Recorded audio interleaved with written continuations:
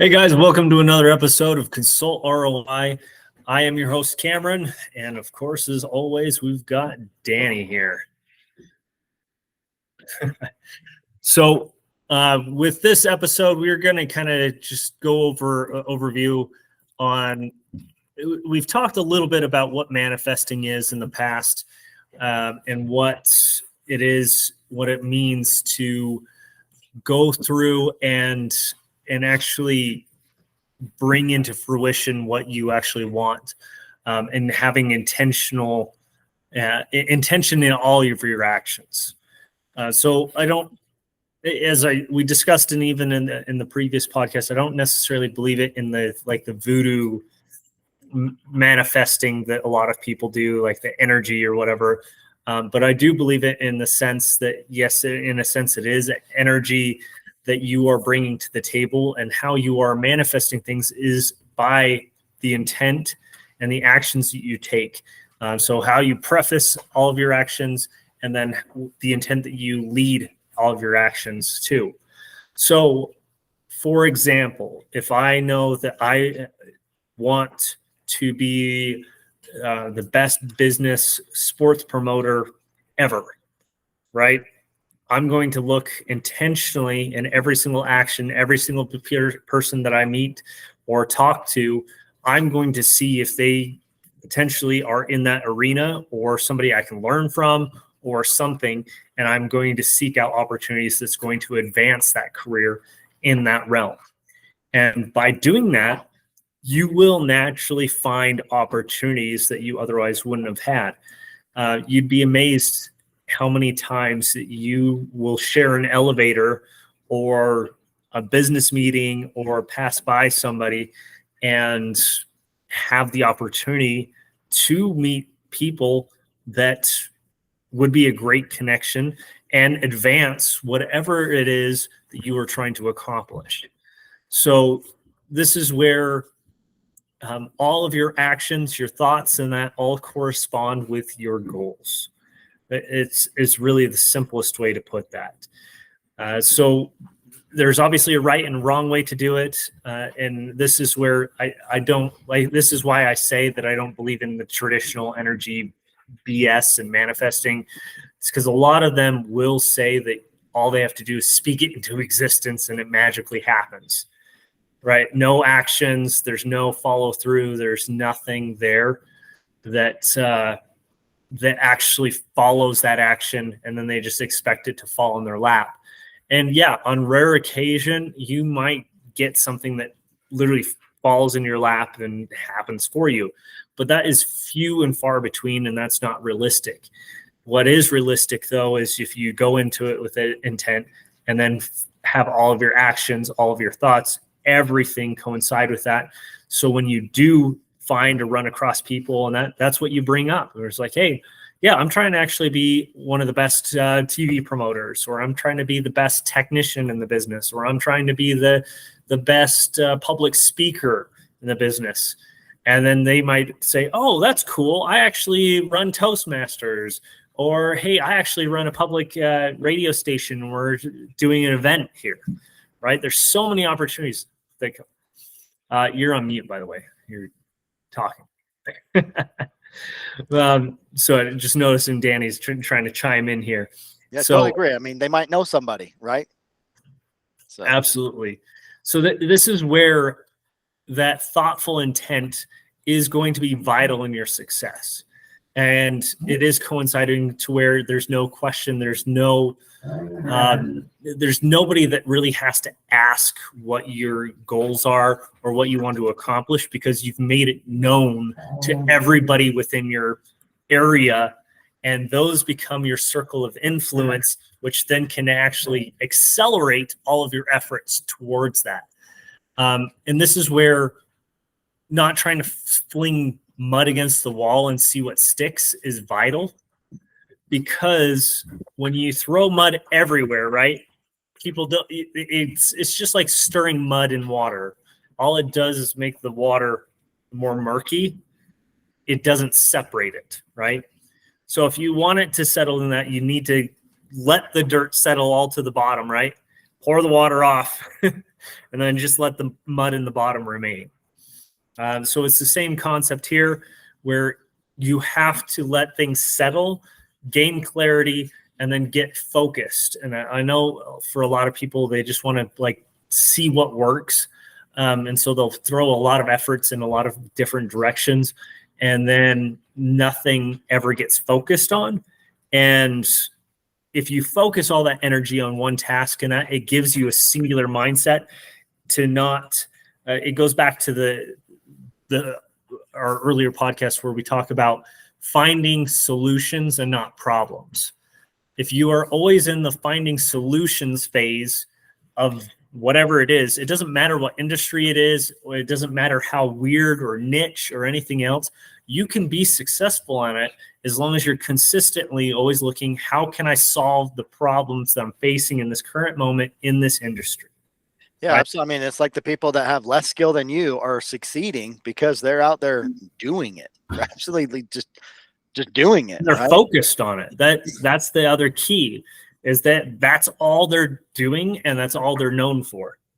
And this is the same thing. It's really hard, even for right now. Like, a lot of people know me for doing quite a few different things, and so it's hard to establish that kind of that branding. But at the end of the day, I'm a business owner and I'm a problem solver. That's my brand. That's what I'm good at, and that's what I focus on. So what can I do to help accelerate that, and how can I do that to help streamline that process for other people? Yeah, absolutely. I mean, and then that's what people can know and rely on you for. On the flip side of that, if you're all over the place, yes, they know that you got your hands in a lot of pots, but then they're like, this person's like too much of a spaz, for lack of a better word, because they have everything everywhere. I'm going to go with somebody else that might be kind of like really more niched into what it is that they're doing there. Yeah. So it's the same. So like, for example, just because I can do everything else doesn't mean that I need to advertise it. If they ask me, it doesn't mean you have to say no, right? Often it's in usually your best interest to say no, because it does diversify you quite a bit. But it doesn't, like, if it's not too far outside the realm, it's not a big deal.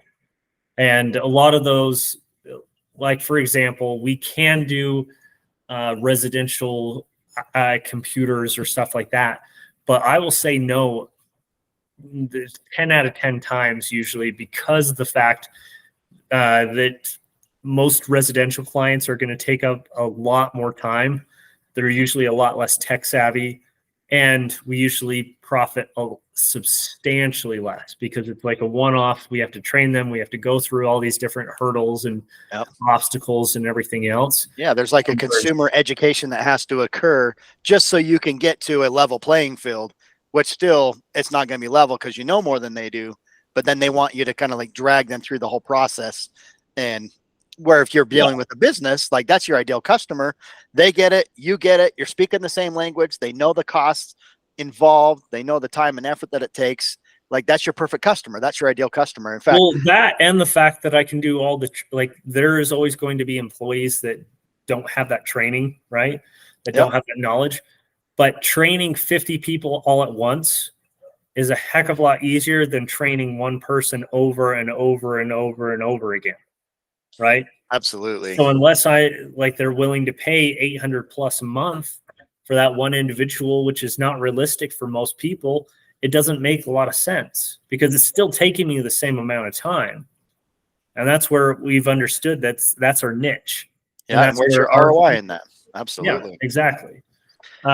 So I think all that's pretty interesting. And like, I'll find that with like prospective clients, like, oh, a little bit of marketing, some sales and stuff like that. Can you help me? And so then sitting down with them, a lot of times what I'll find more often than not is they don't know what they want. And so it's like, I try to offer a package, so to speak, or a solution, be it sales or some marketing and things like that. And then it's, well, actually, I kind of like this, but I kind of like that. And I kind of like this, and I kind of like that. And what I kind of want to do is I kind of want to do this, this, this, and this. And then it's, just let me know what you want to do. And they're kind of putting that on me. And it's like, you don't know exactly what you want. As a sales professional, I agree. It's my opportunity to find that, but I'm not going to sell somebody just something to make a sale. I will never do that. And so if I don't have the solution that I They know don't that have I the can mind deliver, map, and that that's they where need, being that consult. exactly. Yeah. That consultant, and that is, it's the same thing that we do with all of our clients here and in the mastermind, is we help them find clarity first, build out that roadmap, and then form a game plan based on that, right? And kind of get, what do we need to do? What does your finish line look like? What is the destination? Some person might want to go to California, the other person might want to go to Maine, right? Very different directions. And that it doesn't mean that one's right or one's wrong.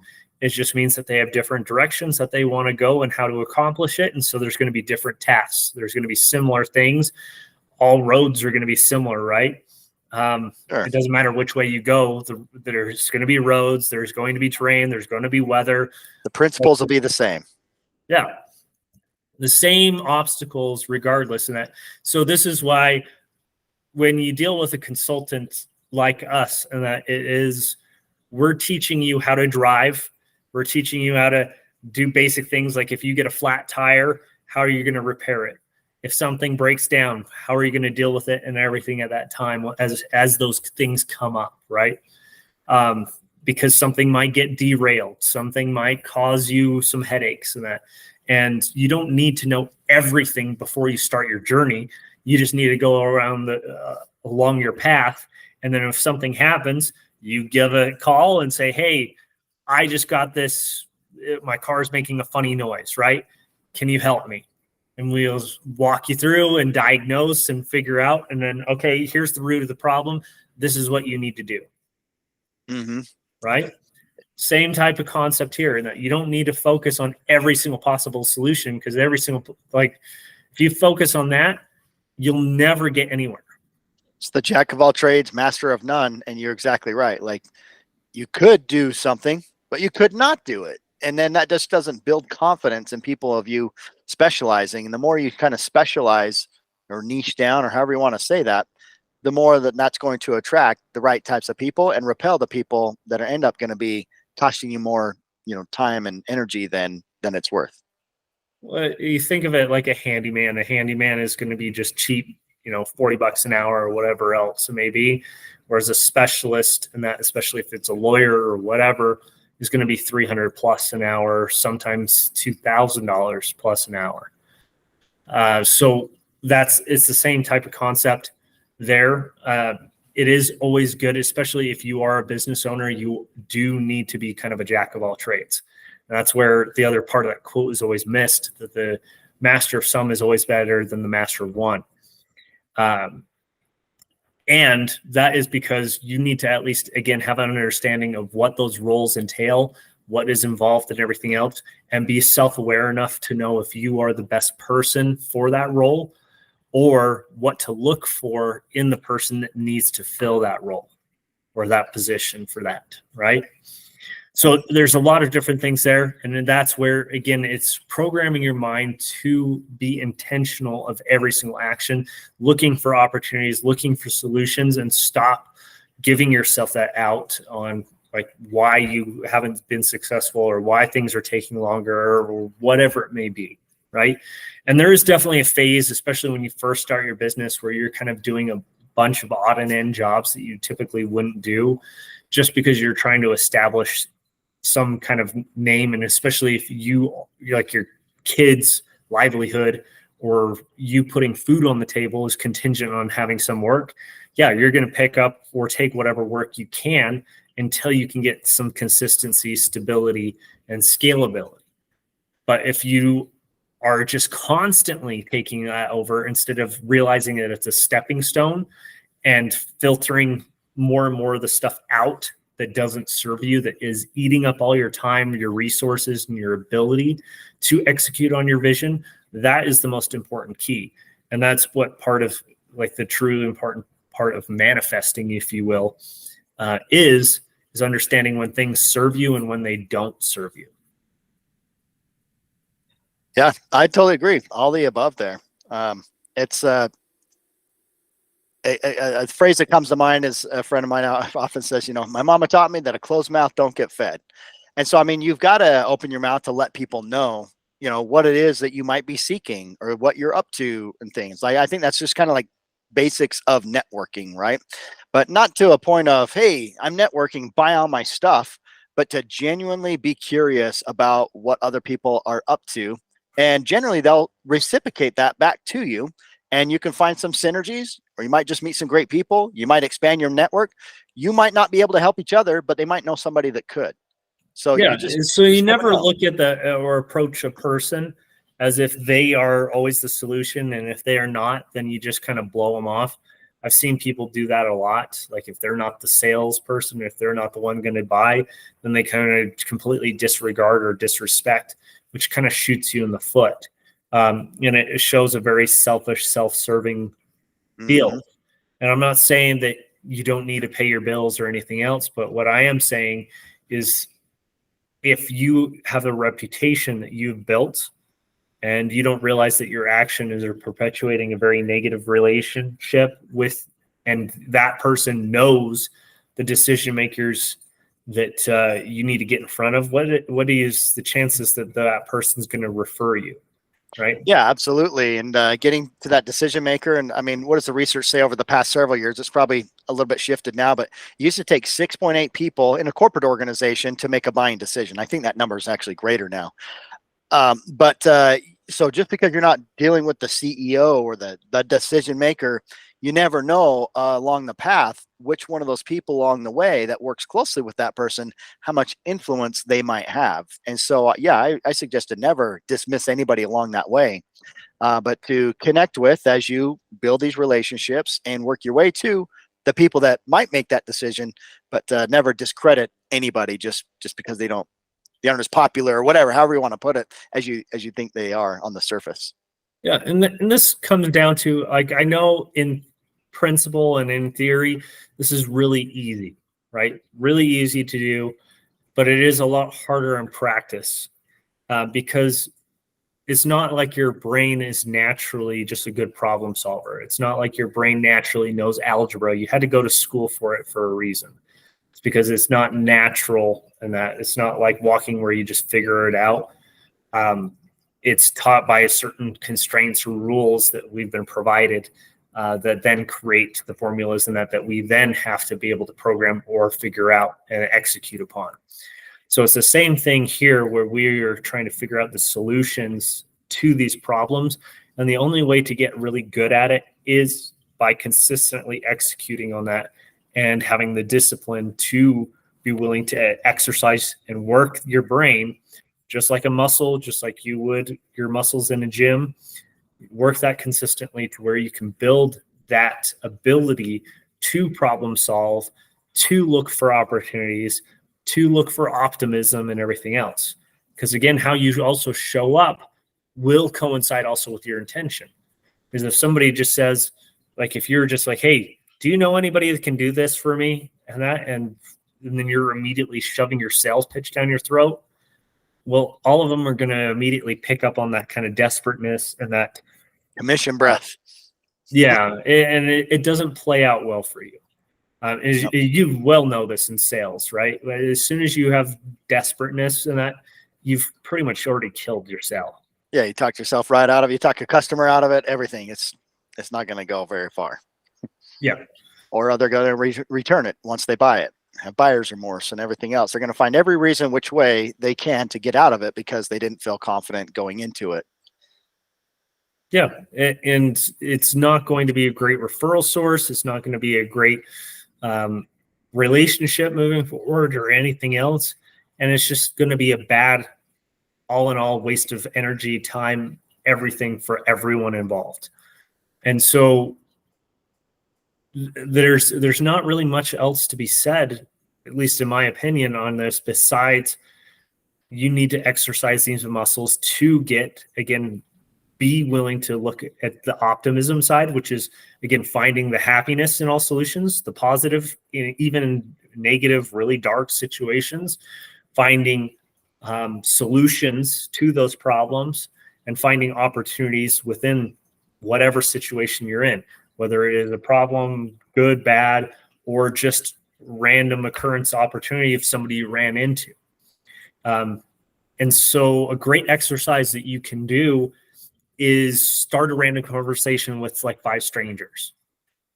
Just at least every single day, go out, whether it's a grocery store, public library, whatever it may be, anywhere you want to go, gas station, whatever, just you need to pick up a conversation, and it actually has to be a meaningful conversation, not, hey, how's the weather? Or, hey, what's your thoughts on this? Or, oh, hey, that's the sports team and that is won or lost the season, blah, blah, blah, right? Those are all kind of filler conversations. I'm talking about actual conversations where you notice something about them, you figure out a way to create common ground with that person, and then you spark a conversation to both learn what they are passionate about, what they're working on, what they're trying to accomplish, because you might have a connection for them just as much. And when you serve them, then they're more willing to also go out of their way to serve you. That's exactly. Just that old adage from Zig Ziglar, right? Help enough people get to where they want to go, and they'll help you to get to where you want to go. But you can't do that unless you don't start speaking to others. So I think that's a great tip and suggestion. And what I love about that too is that it is uncomfortable. It's not normal to just go up, you know. So put you out of your, I hate your comfort it. zone. Like this social, I've talked about this before in that, but just talking to people all the time, like I can do it. I can obviously talk with Danny, or can go out and make friends and everything else anywhere I go. But it doesn't change that it takes a huge toll on me, like literally mentally and physically. Where if I have I'm a couple hours around people and that, I get worn out and I just want to take a nap. It can be exhausting. Absolutely. Especially if you're, not as extroverted, more introverted or whatever, like, especially for those that are introverted, like it is exhausting. Like, kind of like you're saying, like they're just completely, it's a thing. It's a real thing. In fact, there's a lot of podcasters that I've actually heard out there that they say that, yeah, they are introverted. They're typically introverted people that try to keep to themselves, and you'd never know that listening to them, kind of have that gift of gab, in their interviews and stuff like that. But that's okay. That's okay, because they're putting themselves out there. They're getting comfortable being uncomfortable, putting themselves in uncomfortable situations so that they can start to hone in their skills, master their craft, expand their network, meet people, learn new things. And that's the greatest and the funnest part about it to manifesting me. your goals into exactly fruition. You just never know who you might meet and where that could take you, for sure. So what is something else that they can do, and it's kind of like a final takeaway here? So obviously you talk to 5 people a day, whatever that looks like, wherever they can find opportunities, at least 5 people, have a meaningful conversation. What is something else that you would, from your experience, especially in sales and account management, that would really help hone that skill set? I would say the other part that it doesn't take a lot to stand out, and that's simply do what you say you're going to do. Say you meet one of these 5 people and they're a cool connection, and you're like, hey, I'm going to connect with so-and-so, and let me see if that might be a good fit for you. Yeah, to make sure the follow through, regardless in how little you think it is. Actually do it. Honestly, like in so many aspects. It is crazy. That's so undervalued too, because so many people don't. They're like, oh, well, yeah, I was going to do that, but it's not really a big deal. It's not like they really have connections or anything else. But at the end of the day, you are your integrity. And I think that's the most vital key. Yeah. And that's holding it to yourself, right? Like, because you said you were going to do something and getting out and doing it. So 1, to yourself, that holds that integrity there. But then 2, it doesn't take a lot to differentiate. And that differentiating is simply doing what you say you're going to do. So that also will make you a lot more cautious about the words that come out of your mouth. Sure. Because like it's the same thing. Like, I know that if I threaten a punishment to my kids, I have to follow through on it. And even if that means extremely inconvenience, like, hey, if you don't get your stuff done, then you get to stay home, which means I have to now stay home, or I have to be inconvenienced because of other obligations that need to make happen, right? So I have to be very careful or cautious on what I say or threaten, because obviously that if I break that word or something, then my word has no meanings, right? Mm-hmm. And that means that there's no respect, there's no anything on that. And it's the same, especially with your clients, right? Your word is your bond and everything, and it takes a lifetime to build a reputation, but only a moment to ruin it. Absolutely. So, all right, guys. Well, short, sweet, to the point. Hopefully you got some value on it. You have a couple exercises that you can take and implement in your life right now and see some results from. Just like with anything, when you first start working out, you get weaker first, not stronger. So it's just like when you have social anxiety, when you have to talk to people, especially if you're introverted like me, it is going to be uncomfortable. It's going to be disconcerting. It's going to be exhausting, especially at first. Like even the first couple calls, like just trying to notice things about people or have a conversation with them without like seeming creepy or or extremely socially awkward, where you just butcher the entire conversation and the people give you like the weird sideways glance and you just feel like they're judging you. But the reality is most people will never remember you beyond that point, and it's all right. It's okay to make a fool of yourself. This is just exercise. But help someone out along their way. And even if it's a smile or a short conversation, you didn't get any contact info or whatever, who cares, right? Like it's still just going to. Yeah. And in fact, when you first are trying to get used to it, I would recommend you don't. Absolutely. Don't get the detailed information. You just need to be able to notice things about them. And then if they request the information where you connect and are able to coincide and they say, hey, I really like your shoes. And I noticed that you have the K-Swiss shoes on. I actually love Gary Vee and everything. And I actually have a set of those at home. Oh, really? Yeah, I've been following for a while. And you can start a conversation just like that. Right? Right. Yeah. Oh, yeah. You wear DCs and that? Oh, man, I remember those in high school and everything. Like I used to use those all the time. And that they used to be the biggest thing, especially with Tony Hawks and that. Oh, yeah, you can start another conversation there. There's so many different things you can pick up. That's just shoes. You can pick up everything, even from earrings to what they have, to candy bars, to whatever it may be. And that just to spark a natural conversation, just something you notice. And if they're passionate about it, you'll see their eyes light up and they will gravitate and start to do it, right? And feed into the conversation. Yeah, absolutely. But it's willing to take that shot and everything. And because, again, you'd be amazed what those people can bring value-wise into your life and what you can learn from them. Even if it's not a sale or anything else, the knowledge is invaluable. And that's one thing that you will retain regardless. Even if you lose everything today, you will still learn all these skills from your journey and that. So you're never starting from zero. Yep. You're always starting from a foundation of knowledge. So that's just something to keep in mind. And again, if you got value out of this, please like, share, comment, subscribe, all of that jazz. We deeply appreciate it. It's only through people like you that we're able to grow this and help more people and make the world a better place. At the end of the day, we're all here to just help each other, and the tide raises all ships. So, absolutely. Without any further ado, we will catch you on the next one. Take care. Peace.